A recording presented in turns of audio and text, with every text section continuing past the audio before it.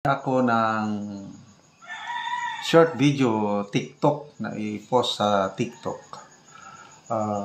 Sabi niya, is this real or artificial intelligence?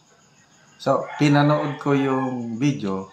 Ito na yung viral ngayon na kumakalat sa social media, yung ang Pangulong Marcos sa isang public place, may nagpapa-selfie sa kanya, tas may inabot na white powdery substance, parang tawas, o basta nakaselfie ng konti. Okay, panoorin natin ito.